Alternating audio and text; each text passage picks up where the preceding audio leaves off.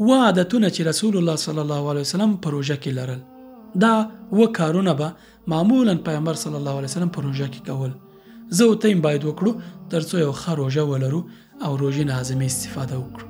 دا و کارونه کوم دي؟ لومړی، په روژه ماتي کې عجله کول.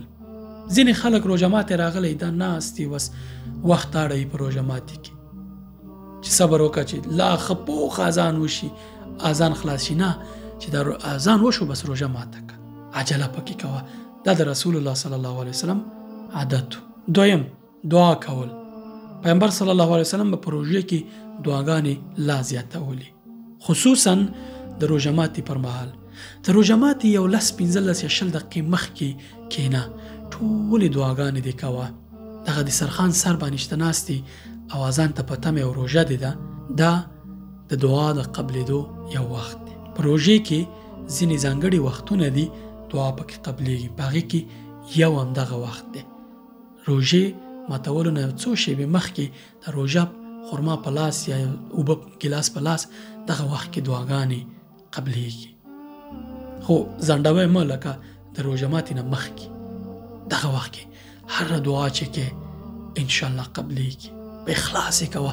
دا ګمان کوه چې دا دعا مې وکړه قبلېږي، ځکه چې الله پاک ویلي قبلېږي. پیغمبر صلی الله علیه وسلم ویلي چې دعا قبلېږي، الله پاک یې قبلوي. الله پاک ویلي زه دعا قبلومه. پیغمبر صلی الله علیه وسلم ویلي روژه ماتي په وخت باندې د روژتي دعا قبلېږي.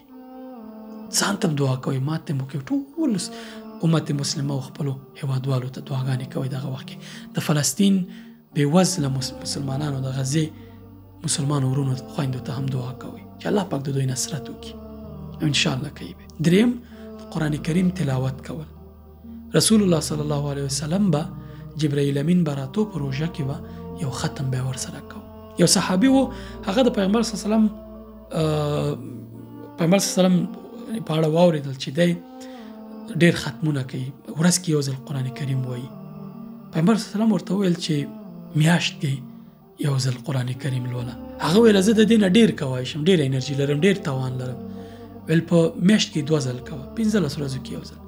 ویل چې تر دې هم ډېر کولی شم، 2 ورځو کې یو دفعه یا یو هفته کې یو دفعه ختم کوه. ویل تر دې هم ډېر کولی شم. اخر دا چې پیغمبر صلی الله علیه وسلم ورته ویل چې 3 ورځو کې کوه، 3 ورځو کې یو ختم کوه. یعنی په 3 ورځو نه کم کې شرعاً ډېر شریعت سپارښتنه نه کوي چې پیغمبر صلی الله علیه وسلم دا ښه نه بولي چې ته 3 ورځو نه کم وخت کې قرآن کریم ولولي، ځکه په عجله به یې لولي، صحیح به یې نه لولي. نو هماغې په خاطر باندې 3 ورځې دغه دی. حد اقل په میاشت کې خو باید انسان یو ځل ختم وکړي، خصوصا په روژه کې. که ته په روژه کې یو ختم نه کړې، ته په هغه ډله کې خدای نخواسته راځي چې قرآن نه هجرت کړی. پیغمبر صلی الله علیه وسلم به قیامت کې ځینو خلکو په اړه ګیله کوي چې یا ربي ان قوم اتخذوا هذا القرآن مهجورا، او کما قال تعالی، یا رب زما قوم دا قرآن نه هجرت کړی و، پریښی و، تر کړی و، الماریو کې پروت یوازې چې کله مړی وشو روا به اخیست یاسین به یې پې لوسته، چېرته چې به واده ونیوه به چې شا ورناوې لاندې نه تیر شي. دغې دپاره دوی قرآن کارو، نورې تلاوت نه کو، قرآن نه هجرت کړی و، قرآن نه پریښی و، خپل طاق کې ګرد پې پروت و، کله کله به یې میاشت کې راوستو، ښکل به یې کو، سترګو پورې به یې ونیو، خاورې به یې پاک کړې، بېرته به یې کېښود. دا د قرآن هجرت دی، مهجور شوی دی قرآن له تا نه. که داسې حد اقل روژه کې باید یو ختم وکړي، که ډېر کوی شي خو نوش جان. داسې خلک هم شته باور وکوي، همدا وسم ما د یو عالم نه واورېد، هغه وایي چې زموږ یو خپلوانه ده ورځ کې یو ځل قرآن کریم ختموي. دومره توان الله پاک ورکړی دی. عادتاً باید انسان په میاشت کې یو ځل قرآن ختم کړي. د ورځې 1 ساعت وخت ورکړه قرآن ته، میاشت کې ختمه. 10 ورځو کې 1 ساعت 1 ساعت کې چې ورسره عادت شي یوه سپاره خلاصولی شي. ښه په اصولو خو دغه قاري صاحبان خو کېدای شي د هغې کم وخت کې ولولي، ځینې 15 دقیقې، ځینې 20 دقیقو کې. خو ما ورته کولی شو په 1 ساعت کې 15 دقیقې وخت ورکړه. میاشت کې باید یو ځل ختم انسان وکړي. ابن عباس رضی الله عنهما وایي که چېرته وایي ته په یو میاشت کې قرآن ختم نه کړي، تا داسې نه قرآن سره د هجرت کړی، قرآن محجور شوی درنه، قرآن دې پرېښی دی. قرآن داسې کتاب دی چې زموږ له زړونو کې باید همیشه وي، اړیکه مو ورسره باید همیشه وي.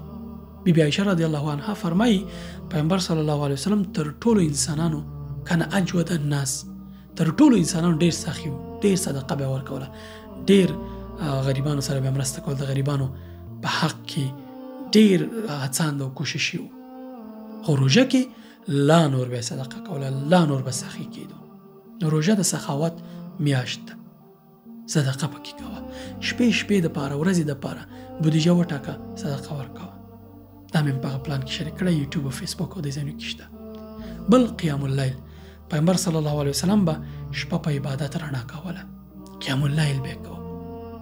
د تراویح قیام اللیل کې راځي، څومره چې کوای شي په آرامش باندې، په ښه تلاوت باندې، په ښه فکر باندې که تنهایی کې جومات کې کې خو لا ښه ده.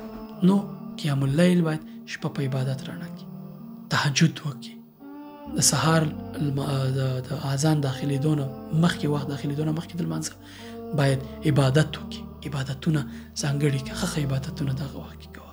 شپږم عادت د رسول الله صلی الله علیه وسلم، د رسول الله صلی الله علیه وسلم شپږم عادت په روژه کې دا و چې سحري یا پشلمې یا سحور به کاوه. ځینې خلک د عادت لري چې ویده شي به نه راپاڅېږي سحري ته. دا ښه عادت نه دی. ښه عادت دا دی چې ته پشلمي ته راپاڅېږي، سحري ته راپاڅېږي. څوک چې سحري ته راپاڅېږي دې ته الله پاک او ملایکې دعا کوي. پیغمبر صلی الله علیه وسلم فرمایلی چې تسحروا فإن فی السحور برکه، سحري کوئ ځکه په دغه کې برکت دی، په دغه وخت کې برکت دی. ته چې راپاڅېږي عبادت ته به طبیعت برابري، عبادت هم ورسره کولی شي. سهار جمع مونځ هم درنه نه قضا کېږي، جمع هم پکې کولی شي. دا برکتي وخت دی. اوم اخلاق، پیغمبر صلی الله علیه وسلم تر ټولو بهترین اخلاق درلودل. خو د روژې په اړه وایي کله چې تاسې ته یو څوک جنجال در سره کوي، سپکې سپورې درته وایي یا بل، ورته وایي چې انی صائم، زه روژه یم. د هغه نه دوه چنده بره مه ځه. که هغه د یو کنځله وکړه ته دوه ورته وکړي، که هغه یوه بده خبره کړه ته دوه وکړي، که هغه یو ګزار وکړه ته دوه وکړي. نه، روژه کې حوصله، روژه کې به خپل ایمانی کچه لوړی، خپل حوصلې کچه هر څه به ورسره لوړی. دا د دې یو تمرین دی چې ته خپل ځان نه یو شخصیت جوړ کړي په روژه کې.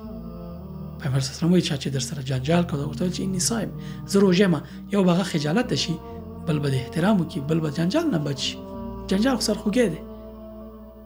پیغمبر صلی الله علیه وسلم بل حدیث کې نه دی فرمایلی چې که تاسې قول الزور، دروغ ویل، سپکې سپورې ویل، کنځا کول دا پرې نږدئ، الله پاک ستاسې خولې بندولو ته او خوراک او څښاک بندولو ته هیڅ ضرورت نه لري. روژه خو اصلا د اخلاقو او د تمرین میاشت ده چې انسان شخصیت جوړ کړي ځان نه. نو دغه عادتونه په روژه کې حتما ساتئ او عمل پې کوئ. سلام علیکم.